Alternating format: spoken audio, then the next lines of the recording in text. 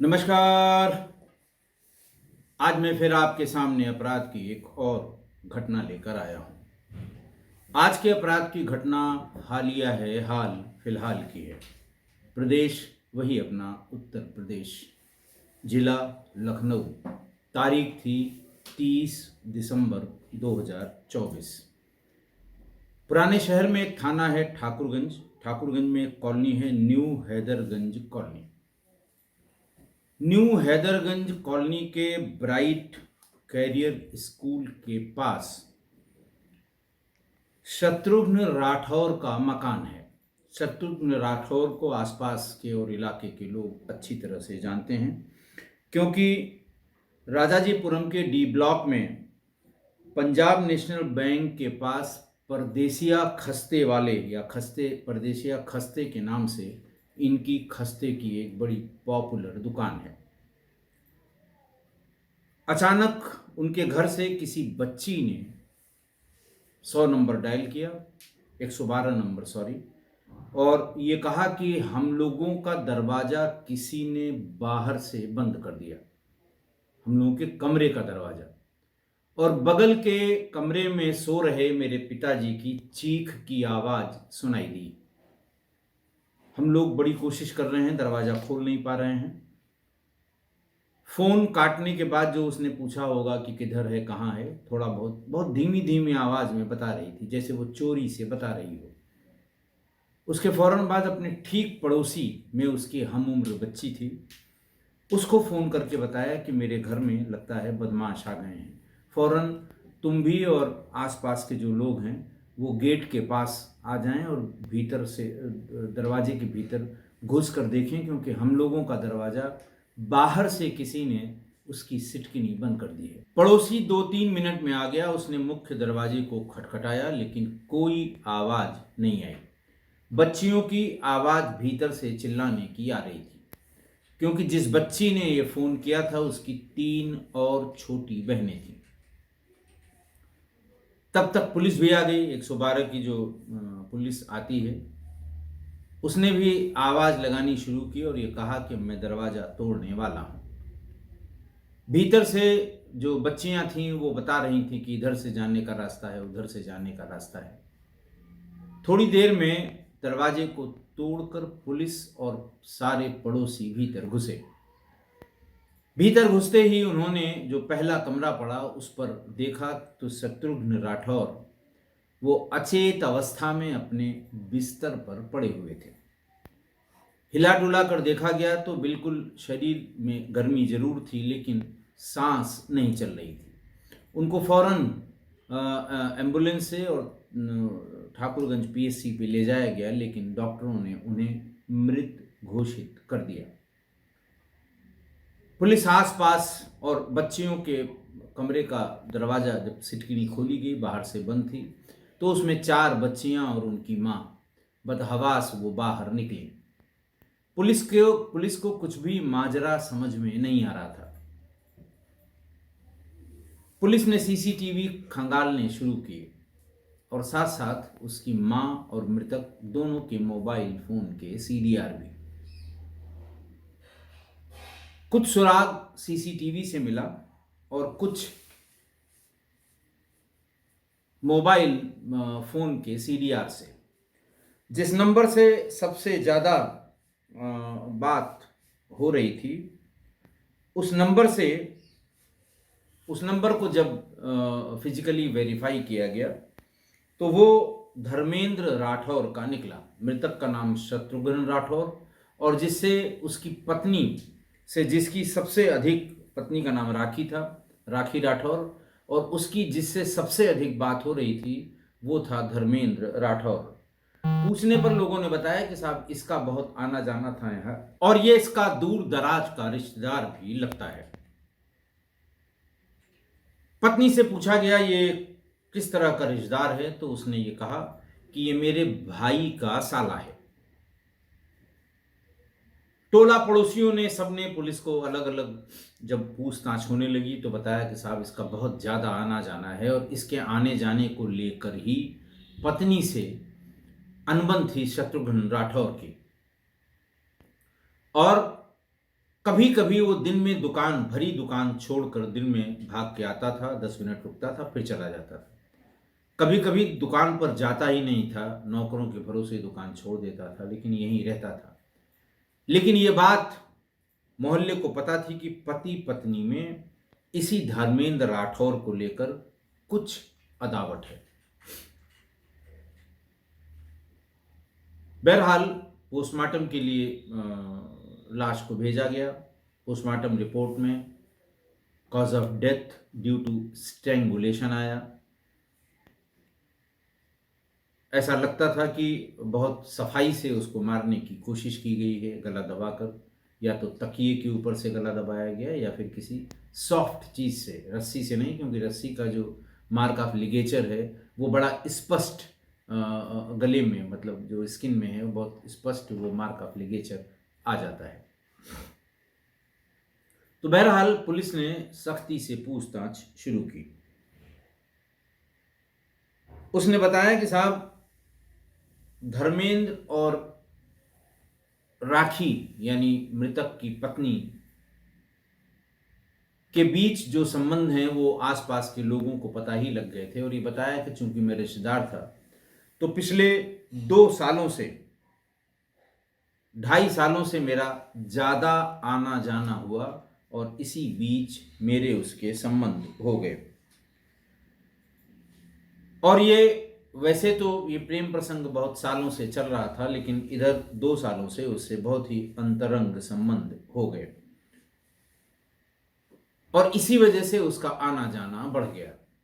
मोहल्ले के ही किसी आदमी ने कभी शत्रुघ्न राठौर को ये बताया कि तुम दिन भर दुकान पर रहते हो और वहाँ जो है घर पे तुम्हारे क्या बताया जाए क्या हो रहा है। बहरहाल उसने आकस्मिक रूप से आना जाना शुरू किया तो उसे भी ये अंदाज लग गया कि उसकी पत्नी के संबंध धर्मेंद्र राठौर से हैं, जो उसकी पत्नी के भाई का साला है। उसने अपनी पत्नी को इस बात के लिए बहुत उससे नाराज़गी व्यक्त की और ये कहा कि जब मैं नहीं रहता हूँ तो उसको घर में क्यों घुसने दिया जाता है। बच्चियों से पूछा, बच्चियों ने सब सिलसिलेवार बताया कि फला तारीख को आए थे, फला तारीख को आए थे। और फिर बीच में ये बात भी आई कि बीच बीच में वो अपनी कार से जब आता था तो मम्मी ये कह के कि मैं सब्जी लेने जा रही हूँ, मैं तुम्हारा कपड़ा लेने जा रही हूँ, कार से उसके साथ घूमने भी जाती थी। ये बात बहुत नागवार गुजरी शत्रुघ्न राठौर को। उसने अपनी पत्नी राखी के घर से निकलने पर प्रतिबंध कर दिया। उसने कहा तुम्हें कुछ भी लेके जाना है, कुछ भी ले आना है, मुझे फ़ोन करो, मैं लेके आऊँगा, तुम घर से नहीं निकलोगी। और धर्मेंद्र को भी बुला के कहा कि खबरदार, अगर कभी तुम मेरे घर आए, अगर तुम मेरे घर आओगे, मुझे जानकारी होगी तो फिर ये ठीक नहीं होगा। रिश्तेदारी में ये चीज़ें अच्छी नहीं होती हैं और मैं फिर सारे रिश्तेदारों को इकट्ठा करके तुम्हारी करतूत बताऊंगा। लेकिन फिर भी इनका मिलना जुलना शुरू रहा और बड़ी बेटी सामान्य रूप से जब भी वो आता था तो कहीं न कहीं से वो फ़ोन करके पापा को बता देती थी। थोड़ी देर में पिताजी यानी शत्रुघ्न राठौर आ जाते थे। आने की आहट मिलते ही धर्मेंद्र राठौर घर से निकल जाया करता था और जब भी वो वहाँ मिला तब शत्रुघ्न राठौर से उसकी बहुत हॉट टॉक्स हुई।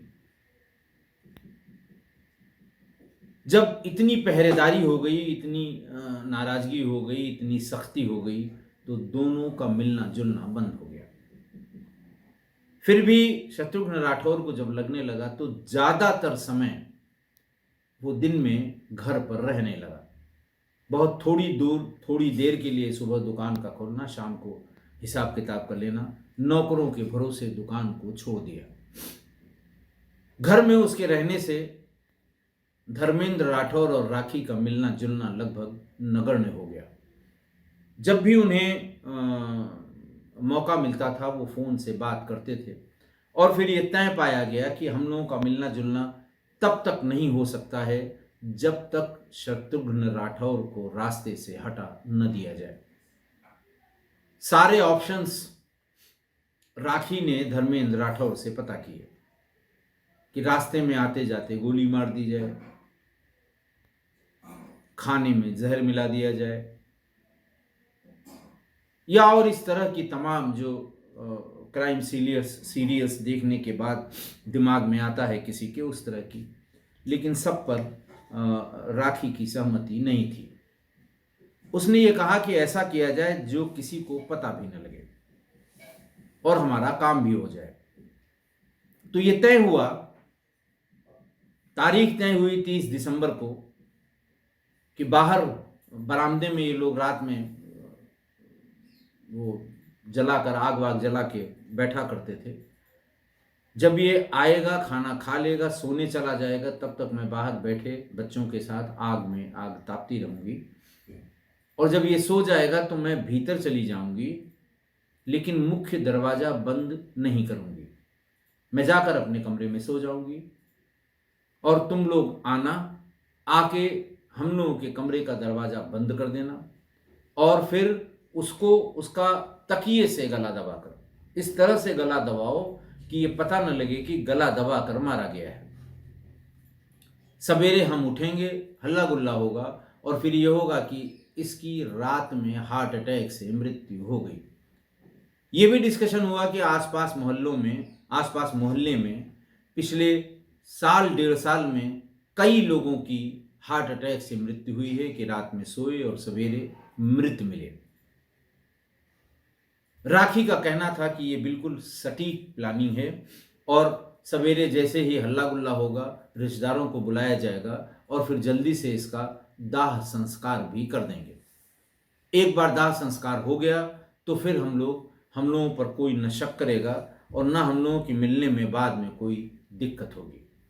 बात तय हो गई और फिर उसकी अकेले हिम्मत नहीं पड़ रही थी कि आखिर अकेले मैं इस काम को कैसे अंजाम दूंगा। तो उसने 2 और लोगों की मदद ली। एक तो उसके भाई अंकित राठौर को, धर्मेंद्र राठौर के भाई अंकित राठौर को, और उसके एक दोस्त को।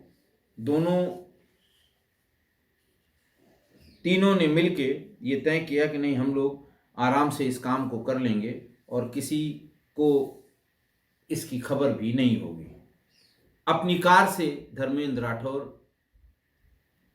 30 तारीख को जब मिस्ड कॉल आई राखी की, तो धर्मेंद्र राठौर उस गली में पहुंचा, घर से थोड़ी दूर पर गाड़ी खड़ी की, तीनों वहां से पैदल चले।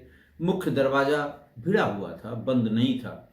उसको खोलकर भीतर गए और भीतर जाके सबसे पहले इसके कमरे में घुस गए, शत्रुघ्न राठौर के, और 2 अंगोछे ले आए थे ये कि बाकी किसी चीज़ से अगर गला कसा गया तो फिर दिक्कत होगी, देखने में भी पता लग जाएगा कि गला कसा गया है। तो 2 अंगोछों को सामान्य रूप से, उनको लपेटा नहीं गया, सामान्य रूप से रात में दोनों तरफ गले के ऊपर रख के दोनों तरफ ये खड़े हो गए, 2 लोग, और उसको धीरे धीरे खींचने लगे। लेकिन इसी बीच में जब उसकी आंख खुली होगी तो उसकी चीख निकल गई। चीख निकलने के बाद तकिया से उसके मुंह को बंद किया था, लेकिन वो चीख इतनी तेज निकली थी कि बगल में सो रही उसकी बड़ी वाली बच्ची ने सुन ली। उसने माँ को जगाया कि पिताजी के चीखने की आवाज़ आ रही है। लड़की ने दरवाज़ा खोल के और पिताजी के कमरे में जाने की कोशिश की तो देखा बाहर दरवाज़ा सिटकिनी बाहर से बंद है। वो ज़ोर ज़ोर से चिल्लाई। उसके चिल्लाने को उसकी माँ मना करती रही, क्यों चिल्ला रही हो, अभी मैं बुला लेती हूँ, फलाने को बुला लूँगी, ढिकाने को बुला लूँगी। और वो भी दरवाजे के पास कान लगाकर ये सुनने की कोशिश करने लगी कि वो अभी तक जिंदा है कि मर गया, इन लोगों ने काम सफाई से किया कि नहीं किया, अभी भी मौजूद हैं कि चले गए। इस बीच में बच्ची ने वो फ़ोन, जो उसकी माँ का फ़ोन बिस्तर पे था, वो चुपचाप उठाया और ऊपर की तरफ जाकर वहाँ पहले 112 पे फ़ोन किया धीमे धीमे, और फिर अपने पड़ोसी के यहाँ फ़ोन किया जिसके यहाँ उसकी एक हम उम्र लड़की भी थी। फ़ोन किया और ये बताया कि मेरे घर में लगता है बदमाश घुस आए हैं, हमारे कमरे को बाहर से सिरकिनी बंद कर दिया है और पिताजी के चीखने की आवाज़ आ रही है या आई थी।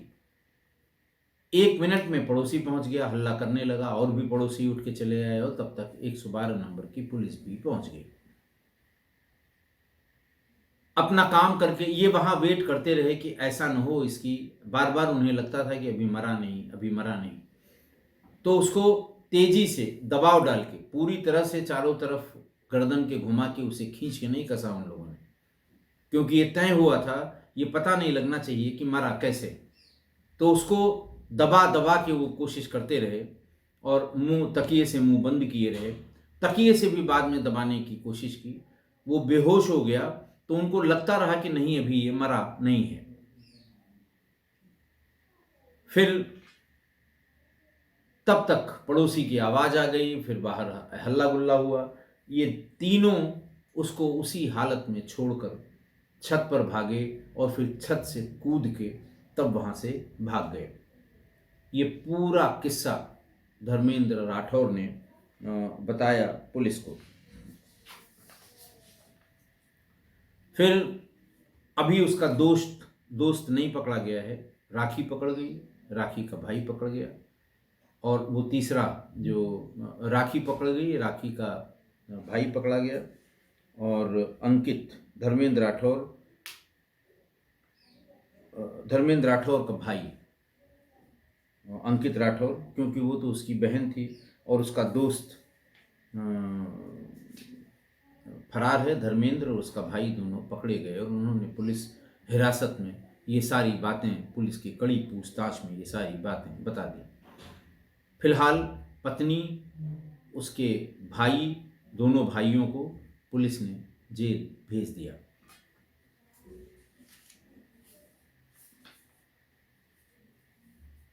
आज की घटना,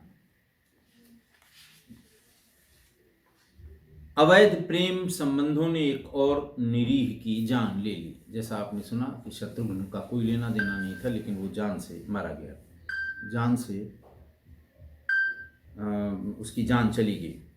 मैंने बहुत बार अलग अलग अपराध की घटनाओं में ये बताया है कि जब भी घर में महिला या लड़कियां हों तो कभी किसी को फ्री एक्सेस नहीं देनी चाहिए, कि कोई भी बेरोक टोक आ जा रहा हो, कभी नहीं देनी चाहिए।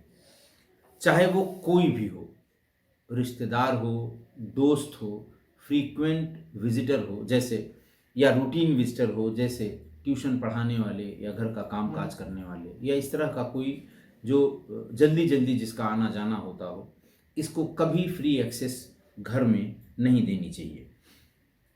गैर पुरुष घर में तभी प्रवेश करे जब घर का कोई पुरुष सदस्य या घर का जो मालिक है, जो बड़ा है, वो घर में मौजूद हो। ये देखना पड़ेगा, ज़रूर देखना पड़ेगा। और आज की घटना में मृतक की पत्नी के भाई का साला, मृतक के पत्नी के भाई का साला, उसने ये हत्या की क्योंकि उस महिला से उसके संबंध हुए थे। देखिए, वैसे तो वो कहने को रिश्तेदार है, पर पत्नी के भाई का साला कोई बहुत नज़दीकी रिश्तेदार भी नहीं है, दूर दराज का रिश्तेदार है, लेकिन उसको फ्री एक्सेस थी सिर्फ इसलिए कि वो रिश्तेदार है। जैसे ही ज़्यादा आना जाना हुआ उसे मना किया जाना चाहिए था। अब ये समझ में नहीं आता कि उसकी, धर्मेंद्र राठौर की गंदी नज़र सिर्फ मृतक की पत्नी पर थी कि उनकी छोटी बच्चियों पर भी थी, क्योंकि जो सबसे बड़ी वाली बच्ची है वो अभी भी नाबालिग और कम उम्र की है। लेकिन ऐसे लोगों का कोई भरोसा नहीं होता। और उस महिला के बारे में क्या कहूँ, 4 बच्चियाँ उसके, अच्छी आर्थिक स्थिति, किसी तरह की कोई कमी नहीं, फिर भी ऐसा प्रेम संबंध, उस महिला ने ऐसे प्रेम संबंध बनाए कि जिसके साथ अग्नि को साक्षी रखकर 7 फेरे लिए, जिसने उसको समाज में पहचान दिलाई, जिसने 4 होनहार बच्चे दिए, उसकी हत्या की प्लानिंग महीनों से वो करती रही या उसमें शामिल रही। हत्या के ऑप्शंस को वो एक्सेप्ट और रिजेक्ट करती रही। अब आप बताइए कि क्या कहा जाए इस तरह की महिलाओं को। महिला हैं, मैं कुछ कह भी नहीं सकता। और उसने पूरे होशो हवास में अपने पति की हत्या करा दी। होशो हवास में इसलिए कह रहा हूँ, प्लान इसलिए कह रहा हूँ कि रात में जानबूझकर मुख्य दरवाजे को खुला छोड़ा गया। बच्ची को चिल्लाने पर उसका मुंह बंद किया गया। बच्ची चुपचाप फ़ोन लेकर चली गई और कंट्रोल रूम और पड़ोसियों को फ़ोन किया। जैसे ही उसे ये अंदाज़ लगा कि ये फ़ोन पर किसी से बात कर रही है, उसका फ़ोन छीन कर उसे छिपा दिया। और लेकिन लड़की ने अपना काम कर दिया था। उसके फ़ोन करते ही पड़ोसी आ गए थे, दरवाज़ा खटखटा दिया था, आवाज़ लगाने लगे थे और पड़ोसियों को जगाकर उनको भी इकट्ठा कर लिया और तब तक पुलिस आ गई। और इन तीनों अपराधियों को छत से कूदकर भागना पड़ा। इसीलिए मैं बार-बार कहता हूँ और फिर दोहरा रहा हूँ कि घर में अगर महिला, बच्चियाँ या लड़कियाँ हों, तो किसी को मतलब किसी को भी घर में फ्री एक्सेस नहीं देनी चाहिए, वरना अनर्थ होने में समय नहीं लगेगा। आशा है आप मेरी इस बात से सहमत होंगे। आज के लिए इतना ही। बहुत बहुत धन्यवाद।